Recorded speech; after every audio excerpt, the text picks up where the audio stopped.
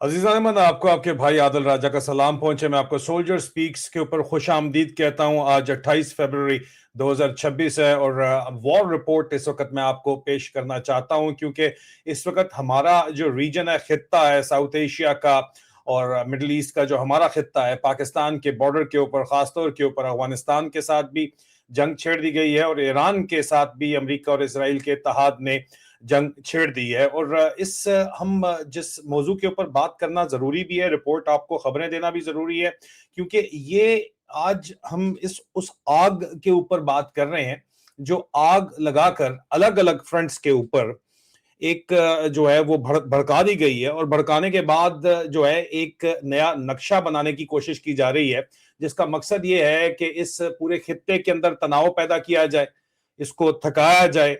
यहाँ पे जो इत्तेहाद इस वक्त बड़े ही सदियों से बने हुए हैं, उनको तोड़ा जाए और उसके बाद दोबारा से इस खित्ते के नक्शे को दोबारा से बनाया जाए। जी हाँ, समझिए बात को, ठीक है।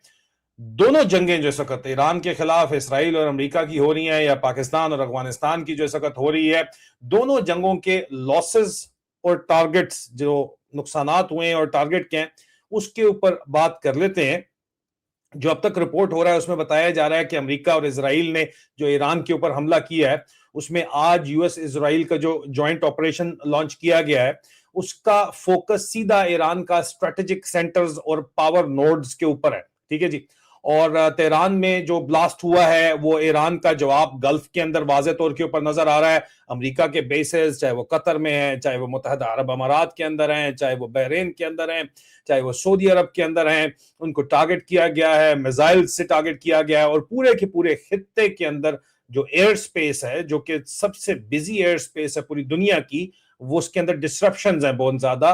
और ये सब एक बहुत बड़ा जो वाइड थिएटर जिसको बताया जाता है इस वक्त, ये गेम जो है, बसात बिछाई जा रही है, जो मैंने आपको बताया है शुरू के अंदर कि मामला चलना क्या किस तरफ जा रहा है। ईरान की तरफ से जो गल्फ कंट्रीज हैं उसमें यूएस बेसिस को टारगेट किया गया है और उसके करने का जो दावा है वो यूएई के अंदर मिसाइल शार्पनर्स नजर आए हैं, आप वीडियोस बेतहाशा देख रहे हैं, ठीक है।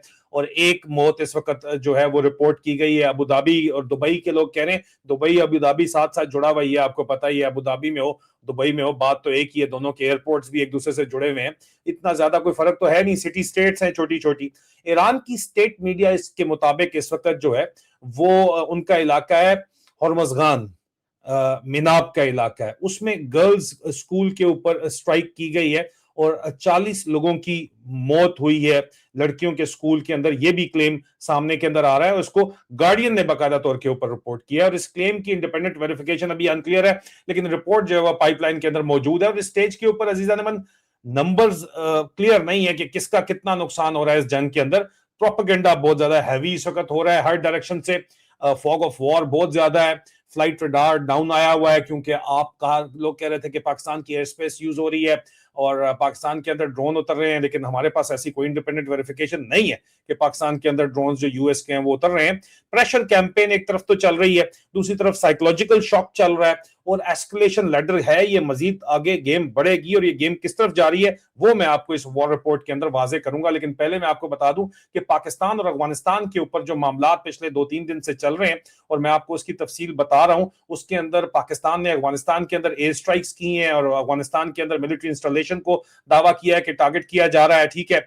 और वो कहते हैं जनाब कि हमने 52 लोग जो हैं वो एपी न्यूज की रिपोर्ट है कि अफगानिस्तान के अंदर 52 लोग जो हैं वो शहीद हुए हैं और 66 वोंडेड हुए हैं और मोस्टली उसके अंदर जो है औरतें और बच्चे हैं। एफिलेटेड प्रेस की न्यूज है, मैं अपनी तरफ से नहीं बता रहा, अफगान मीडिया नहीं बता रहा, औरतें और बच्चे पाकिस्तान ने ज्यादातर मारे हैं अफगानिस्तान के अंदर। ये बात मैं आपको बता रहा हूं, एफिलेटेड प्रेस की न्यूज की रिपोर्ट है जो मैं कोट करके आपको बता रहा हूं। इंडिपेंडेंटली अभी तक तो कंफर्म चीजें नहीं है, लेकिन पाकिस्तान की मिलिट्री की साइड के ऊपर अब देखें कि एक तरफ तो जो है वो पाकिस्तान सिविलियन औरतों और बच्चों को अफगानिस्तान के अंदर निशाना बना रहा है, दूसरी तरफ, और ये रिपोर्ट मैं नहीं कर रहा, एफिलेटेड प्रेस न्यूज कर रही है और एफिलेटेड प्रेस न्यूज ही रिपोर्ट कर रही है कि पाकिस्तान की तरफ जो है वो 12 सोल्जर किल्ड हुए हैं, 27 वुंडेड हुए हैं, एक मिसिंग की रिपोर्ट है। अफगानिस्तान ने अपनी साइड के ऊपर 13 फोर्सेस जो है उनके फौजी किल्ड हुए हैं, 22 वुंडेड का जिक्र किया गया है और पाकिस्तान के लिए 55 किल्ड का क्लेम भी है। अगेन डिस्प्यूटेड है, लेकिन एस्केलेशन इस वक्त हकीकी है। और ये एफिलिएटेड प्रेस का, मैं न्यूट्रल मीडिया रिपोर्ट्स बता रहा हूं, लेकिन ये वाजे neutral media, international media report कर रहा है कि पाकिस्तान की फौज वहां पे बच्चों को, औरतों को मार रही है। और पाकिस्तान के अंदर जो टारगेट है वो फौजी हिट किए जा रहे हैं। स्कूल ऑफ आर्टिलरी नौशहरा के अंदर गुज़श्ता रोज ड्रोन अटैक्स किए गए। उसके अलावा इस्लामाबाद में निलोर फैक्ट्री के एरिया के अंदर ड्रोन अटैक किया गया। उसके अलावा पाकिस्तान मिलिट्री एकेडमी काकुल में ड्रोन अटैक किया गया। ये कंफर्म्ड अटैक हैं जिनकी विजुअल्स मौजूद हैं। मेरे एक्स प्रोफाइल @सोल्जर स्पीक्स के ऊपर जाके देखे जा सकते हैं, जो कंफर्म्ड विजुअल मैंने शेयर किए हुए हैं। अब अजीजान मन, एक तरफ तो गल्फ और तेहरान का थिएटर चल रहा है और दूसरी तरफ ड्यूरेंट लाइन का थिएटर भी खुला हुआ है। अब सवाल यह है कि ये जो दो अलग जंगे हैं, ये एक ही गेम प्लान के दो चैप्टर्स हैं? क्योंकि अफगानिस्तान, ईरान, पाकिस्तान तीनों के बॉर्डर जुड़े हुए हैं ना जी। और लोग कह रहे हैं कि ईरान के हमले से एक दिन पहले पाकिस्तान ने अपने जहाज भेजे। हमें यह भी बताया जा रहा है कि अब पाकिस्तान ने एयर स्ट्राइक अपनी बंद की है, क्योंकि वहां से अफगानिस्तान की तरफ से जो उनके वजीर दाखिला हैं, उनकी तरफ से बड़े सख्त पैगामात आए हैं कि अगर आप ये समझते हैं कि हम पाकिस्तान के बड़े शहरों को हिट नहीं कर सकते, तो वो भी हिट किया जा सकता है। जाहिर बात है, खुदकुश बमबारों की धमकी भी अफगानिस्तान के मेन स्ट्रीम मीडिया के ऊपर दी गई कि अगर पाकिस्तान के पास न्यूक्लियर बम है तो हमारे पास बटालियंस हैं खुदकुश बमबारों की। और हमें यह बताया गया कि पाकिस्तान की मिलिट्री अपना जो मिलिटेंट इंफ्रास्ट्रक्चर चलाती है, जहादी नेटवर्क चलाती है, उन्होंने बताया कि भाई हम भी यहां पे आपको वाजे कर दें कि हम भी नहीं रोक सकेंगे अगर उन्होंने फैसला कर दिया पाकिस्तान के बड़े शहरों को इस तरीके से हिट करने का जिस तरह वो करना चाहते हैं। तो आप बॉर्डर के ऊपर ये ड्रामा करें जो आपने करना है, ये वहां पे हवाई जहाज ना भेजें ताकि वो भी ड्रोन ना भेजें। तो ड्रोन तो ऑलरेडी आ रहे हैं यहां पे। लेकिन अब छोड़ें इस बात को, ये तो आपको सुपरफिशियल है। जो जख्म होता है ना ऊपर से जो नजर आ रहा होता है, ये सुपरफिशियल है। मर्ज की तशखीस करना बहुत जरूरी है। कोर थीम क्या है? कोर थीम इस वक्त ये है जिसके 5 यहां पे पिलर्स हैं, ये बात आपने समझनी है। कोर थीम के वो क्या है कि जी जो साउथ एशिया है उसकी री इंजीनियरिंग की जा रही है इस वक्त। ठीक है अजीजन, मैं मेरी नजर के अंदर ये सिर्फ कोई रैंडम क्राइसिस नहीं है कि पाकिस्तान ने अफगानिस्तान के साथ जंग छेड़ दी है। पहले इन्होंने बमबारी की, जानबूझ के अफगानिस्तान को उंगल ली ताकि वो रिएक्ट करें। रिएक्ट किया तो उन्होंने अटैक शुरू कर दिया।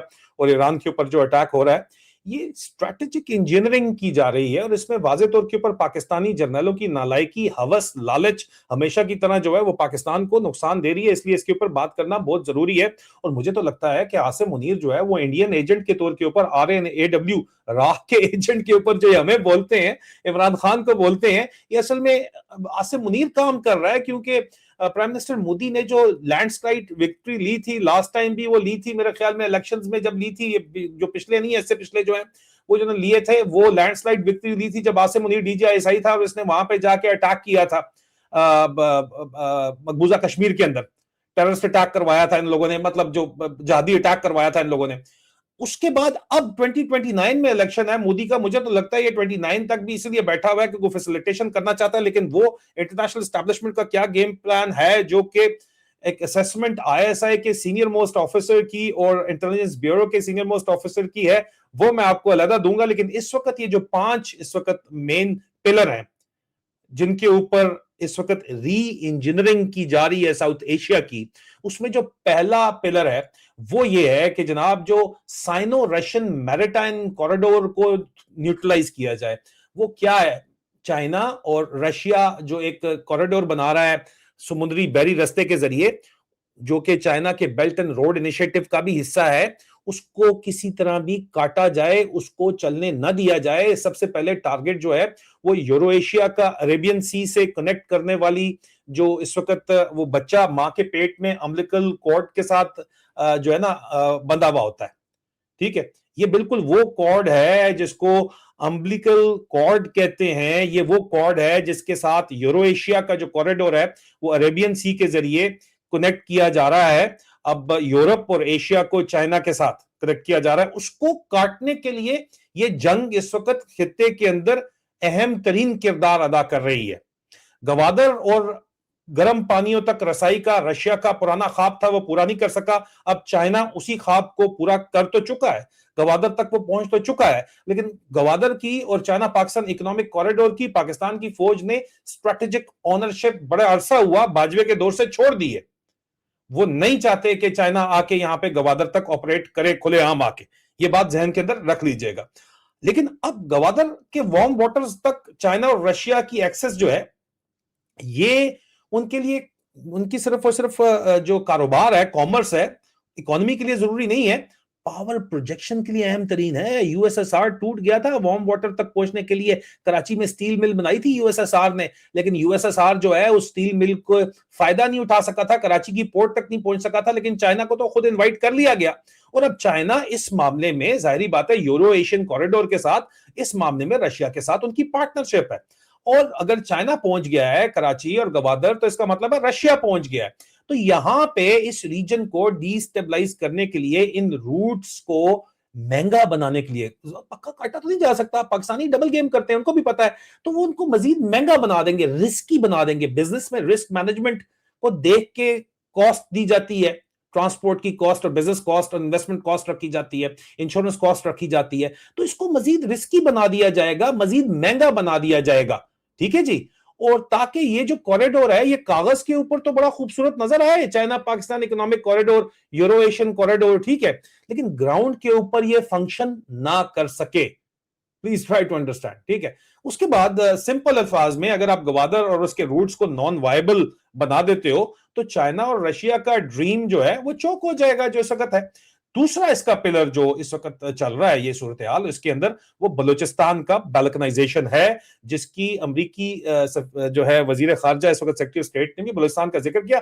पाकिस्तान के जो इस वक्त एस्परांडो ब्रिगेड है, वो कहता नहीं नहीं नहीं, ये तो ईरान वाले बलूचिस्तान का बात कर रहे हैं। नहीं सालों, तुम्हारा चीफ मिला हुआ उनके साथ जाके, वो इस तरह बाल्कनाइजेशन, पाकिस्तान वाले बलूचिस्तान की बात हो रही है। सबसे ज्यादा सेंसिटिव और सबसे ज्यादा खतरनाक तरीन जो पिलर है पांच में से, दूसरा पिलर जो है, वो बलूचिस्तान को अलग तोड़ के आजाद बलूचिस्तान की रियासत का कयाम का एक ख्वाब है, आइडिया है, पाकिस्तान साइड पर और ईरान साइड दोनों को मिलाकर बफर क्रिएट करने का।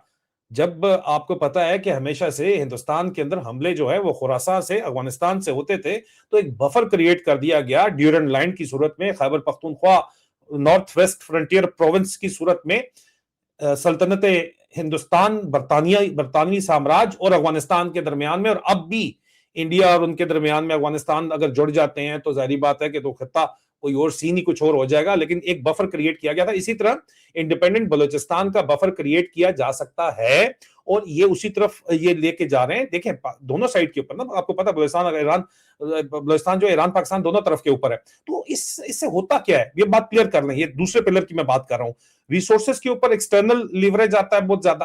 पाकिस्तान ईरान दोनों की जो टेरिटोरियल इंटेग्रिटी है वो मुस्तकिल तौर के ऊपर डैमेज हो जाती है, ठीक है। और एक बफर जोन जो हमेशा प्रेशर पॉइंट रहेगा ईरान पे भी और पाकिस्तान पे भी, कि बंदे के पुत्र बन के रहो, बचेगा क्या पाकिस्तान? ग्रेटर पंजाब के ऊपर मतलब उनको उनकी औकात में रखने के लिए बफर जोन कायम रहेगा। ये बात जहन के अंदर रख लीजिए। और ये इनका प्लान है ना जी। आगे तो फिर एक तदबीर करने वालों को नहीं पता, सबसे बड़ा तदबीर करने वाला ऊपर बैठा हुआ है, अल्लाह ताला खुद है। ये वो मूव है जो मैप को परमानेंटली चेंज कर देगी, कर सकती है। ये मामलात उस तरफ जा रहे हैं। दो पिलर्स हमने आपको बता दिए। तीसरा जो पिलर है इसके ऊपर वो है कि अफगानिस्तान के ऊपर पक्का, क्योंकि अफगानिस्तान उनको लगता है 20 साल, काबुल आपने ले लिया, काबुल लेके अफगानिस्तान नहीं आप ले सकते। काबुल जो है वो अमेरिकियों ने ले लिया था आके, लेकिन काबुल से अफगानिस्तान क्या ले सके? नहीं। 20 साल, $2 ट्रिलियन, हजारों लाशें देने के बाद वो वहां से जो है वो ख्वार होके गए हैं। तो अफगानिस्तान से बहरहाल उनको डर लगता है। जो इंटरनेशनल पावर्स हैं या अमेरिका के अंदर बैठी हुई है पावर्स, तो वो कहते हैं कि इनको पक्का एक जकड़ के रखा जाए, किसी शिकंजे के अंदर जकड़ के रखा जाए। और खुद तो वो बूट्स ऑन ग्राउंड 20 साल लाके नहीं कर सके, तो अब प्रॉक्सी ट्रैप लगाना चाहते हैं। बूट्स ऑन ग्राउंड का जमाना वैसे भी गुजर गया है, ठीक है। अब मॉडल है प्रॉक्सी वॉर का, जो कि पाकिस्तान बड़े अरसे से लड़ रहा है। और अब पाकिस्तान की कोई फौज को डॉलरी फौज कहा जाता है। पाकिस्तान की फौज, अगर आपको लगता है कि पाकिस्तान के लिए लड़ रही है, तो आपसे ज्यादा चल्ला और बेवकूफ बंदा कोई भी नहीं है, ठीक है। ये प्रॉक्सी के तौर के ऊपर इस वक्त लड़ रहे हैं, ठीक है। अफगान तालिबान, और जारी बात है उनका चीफ भी प्रॉक्सी के तौर के ऊपर लड़ रहा है। उन्होंने खुद कहा था, जनरल हमीद गुल ने, औलाद तो जनरल हमीद गुल की जो है वो आपको पता ही है कि किस तरह की निकली, नाखल्फ निकली मैं उनके बेटे की बात कर रहा हूं, जिस वक्त बोंगिया मारता है बैठ के मीडिया के ऊपर, इंतहाई घटिया किस्म की आवाजें हक बुलंद करने वालों को जो है वो लॉफेयर के ताने वगैरह देता है, उसकी मैं बात नहीं कर रहा। लेकिन हमीद गुल ने कहा था कि पाकिस्तान का आर्मी चीफ जो है वो कहां पे तय होता है, वो अमेरिका के अंदर तय होता है। तो जाहिर बात है, प्रॉक्सी एक फोर्स होती है, उसका ही चीफ जो है वो किसी फॉरेन कंट्री के अंदर जो है तैयार किया जा सकता है ना, जिस तरह से आसिम मुनीर को भी डंडा दिया गया कि कम कर पुत्र आगे लग। तो अफगान तालिबान और पाकिस्तान मिलिट्री को इस वक्त एक दूसरे के अगेंस्ट घसीट कर एक तरफ तो रिसोर्स ड्रेन करवाया जा रहा है। देखे ना, जब तक रहे आपने डबल गेम की, और खुद अमेरिकन मानते थे कि जी पाकिस्तानी डबल गेम कर रहे हैं, लेकिन कोलिशन सपोर्ट फंड के नाम के ऊपर उनको बिलियंस ऑफ डॉलर भी देते थे। अफगान तालिबान को भी सपोर्ट वो कर रहे थे, उनको भी उन्होंने रखा हुआ था। उनका ख्याल था कि आगे चल के वो अमेरिका के लिए कंट्रोल कर लेंगे। अफगान तालिबान ने कहा नहीं, हम सॉवरेनिटी के लिए बात करेंगे। कल मैंने लाइव स्ट्रीम पे तफसील में बात कर दी है, उसके ऊपर नहीं मैं जाऊंगा, लेकिन अमेरिकी तो बहुत खुश है। सदर ट्रंप ने कहा है, सदर ट्रंप ने एक तरफ तो कहा है कि जी वो टेरिफिक जॉब कर रहा है, जो मेरा मैं लाया है जनरल और शोबाज टेरिफिक जॉब कर रहे हैं, वेरी वेल डन। दूसरी तरफ हफ्तेवार पेमेंट अफगानिस्तान की भी नहीं रोकी गई, वो उनके वहां पे बिलियंस ऑफ डॉलर जो पड़े हैं वो भी रिलीज किए जा रहे हैं। तो इसका मतलब ये है कि रिसोर्स ड्रेन दोनों को लड़ा के वही काम जो पाकिस्तानियों ने किया था, जर्नलों ने किया था, वो उनके साथ हो रहा है। अमरीकी तो खुश बैठे हुए हैं, ठीक है, they are enjoying themselves. Israeli account खुले आम कह रहे हैं, कल मैं इसके ऊपर तफसील में बात कर सकता हूं। लेकिन ये रिसोर्स ड्रेन इसलिए करवाया जा रहा है अफगानिस्तान और पाकिस्तान को आपस में लड़वा के, ताकि पाकिस्तान अंदरूनी सतह के ऊपर बिल्कुल कमजोर हो जाए, एग्जॉस्ट हो जाए, ठीक है। और पूरे के पूरे खित्ते के अंदर जो इस वक्त वो एक आजादाना पोस्टर लेने की फिर भी पोजीशन में है कि आज इसहाक डालर ने कह दिया कि हम ईरान के साथ खड़े हैं, ये करण जोगा भी ना रहे सिरे से, ठीक है। और जब स्टेट अंदर से आपको पता है थकती है ना जी, अफगानिस्तान का तो पुराना तरीका कार है। उन्होंने सिराज हकानी साहब ने बताया है कि अगर आप बंदे के बच्चे नहीं बनते तो ठीक है, फिर हमारे पास और भी ऑप्शन मौजूद है, इनको बताया। और हम तो लड़ाके लोग हैं, हम पहाड़ों पे चढ़ जाएंगे और हम आपको पे चढ़ाएंगे, जहां पे हमने चढ़ाना है चढ़ा रहे हैं, अभी आप बंदे के बच्चे बन जाए। लेकिन जब एक स्टेट अंदर से थकती है, पाकिस्तान की बात हो रही है, तो फिर जो फैसले होते हैं वो खुद मुख्तार फैसले नहीं होते, सॉवरन फैसले नहीं होते, वो डिक्टेशन के ऊपर चले जाते हैं। जिस तरह इस वक्त ऑलमोस्ट डिक्टेशन के ऊपर ही चल रहे हैं, लेकिन 100% डिक्टेशन के ऊपर चले जाएंगे। चौथा पिलर जो है वो चाइना पाकिस्तान इकोनॉमिक कॉरिडोर की मौत हो सकता है, कश्मीर और गिलगित बल्तिस्तान खास तौर के लिए। क्योंकि चाइना चाहता है कि वो कश्मीर ले, गिलगित बल्तिस्तान ले, इंडिया की वो किसी सूरत नहीं चाहता, ठीक है। इंडिया का स्ट्रेटेजिक फोकस कश्मीर और गिलगित बल्तिस्तान के ऊपर है, ठीक है। तो इस वक्त एक जियो इकोनॉमिक इफेक्ट भी इसका निकलता है, एंगल भी निकलता है इस पूरे थिएटर के अंदर, ठीक है। चाइना पाकिस्तान जो है वो एक लैंड ब्रिज जो है उसको काटा जा सकता है, अगर कश्मीर जो है और गिलगित बल्तिस्तान हिंदुस्तान वहां से काटने के उनके डिजाइन पूरे हैं, अगर वो काट देते हैं, अमेरिका उनका स्ट्रेटेजिक पार्टनर है, उनकी मदद से, और चाइना पाकिस्तान का लिंक कट जाता है। तो अगर नॉर्दर्न रूट कॉम्प्रोमाइज हो जाए तो चाइना पाकिस्तान इकोनॉमिक कॉरिडोर का जो रीढ़ की हड्डी है वो कमजोर हो जाती है ना जी, ठीक है। मल्टी बिलियन डॉलर का प्रोजेक्ट जो है वो ऑब्सोलीट हो जाएगा, बस मुक जाएगा। यहां अजीजा नमन सिक्योरिटी का जो लेबल होता है, जो लगाया गया है यहाँ पे कि सिक्योरिटी फोर्सेस, सिक्योरिटी सिचुएशन है, लेकिन असली गेम जो है यहाँ पे वो कनेक्टिविटी और कॉरिडोर्स की चल रही है दुनिया के अंदर। प्लीज जहन को खोलें और समझें, ये कहानी चल रही है। और पांचवा पिलर है restoration of unipolar world order, unipolar hegemony. America को चैलेंज किया जा रहा है बार बार कि जी अब ये यूनिपोलर वर्ल्ड ऑर्डर नहीं है, सिर्फ अमेरिका सोल सुपर पावर नहीं है, ये मल्टीपोलर वर्ल्ड ऑर्डर बन चुका है। तो पांचवा पिलर ये है कि दोबारा से अमेरिका को यूनिपोलर ताकत के तौर के ऊपर जो फाइनल ऑब्जेक्टिव है खड़ा किया जाए, और ब्रिक्स और मल्टीपोलर चैलेंज जो ब्रिक्स का ग्रुप है, एक कोई मुल्क नहीं है, ना चाइना है ना रशिया, ब्रिक्स है, Brazil, Russia, India, China, south Africa, ये ब्रिक्स है। मल्टीपोलर ग्रुप्स और भी खड़े हो रहे हैं, इनका जो चैलेंज है उनको ब्लंट कर दिया जाए फौरी तौर के ऊपर।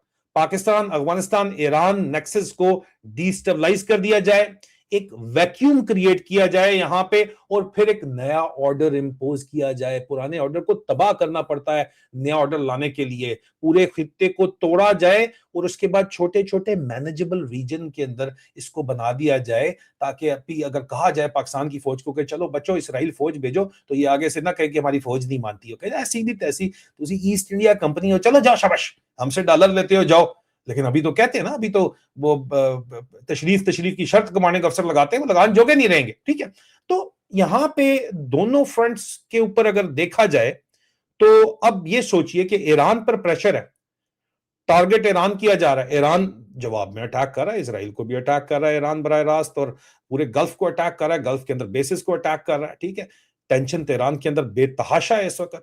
पाकिस्तान अफगानिस्तान फ्रंट के ऊपर ओपन वॉर लैंग्वेज यूज हो रही है, कोई शक नहीं है। वो कह रहे हैं जी, अफगानी कहते हैं हम इनको नहीं छोड़ेंगे, पाकिस्तान कहते हैं हम नहीं छोड़ेंगे। दो पुराने बरादर मुल्क जो है वो आपस में लड़ रहे हैं। दोनों केसेस के अंदर कॉमन चीज क्या है कि बड़ी तेजी से एस्केलेशन हो रही है, जंगी जो बयानियां दोनों में कॉमन है, अलायंस बड़े पुराने डिसरप्ट हो रहे हैं, गल्फ के भी अलायंस डिसरप्ट हो रहे हैं, और पाकिस्तान अफगानिस्तान अलायंस था हमेशा से, वो भी डिसरप्ट हो रहा है। ठीक है, और इकोनॉमिक कॉरिडोर जो चाइना ने पैसा खर्चा करके ईरान पे भी $60 बिलियन, पाकिस्तान पे $60 बिलियन, ट्रिलियंस डॉलर लगा के इकोनॉमिक कॉरिडोर बनाए हैं, वो स्ट्रेस में आ गए हैं शदीद तरीन। और दो अजीजान मन, जब कॉरिडोर्स और रूट स्ट्रेस में आते हैं तो सिर्फ आर्मीज नहीं, अवाम भी क्रश होती है, महंगाई बेतहाशा बढ़ती है, लोगों को जो है वो रेफ्यूजीज बनना पड़ता है जनाब, डिस्प्लेसमेंट होती है, इंटरनल डिस्प्लेसमेंट होती है, इनसिक्योरिटी होती है, और पॉलिटिकल इंजीनियरिंग होती है मुख्तलिफ ग्रुपों के अंदर। तो इसका रिजल्ट क्या निकलना आ रहा है अफगानिस्तान, इंडिया और पाकिस्तान के ऊपर?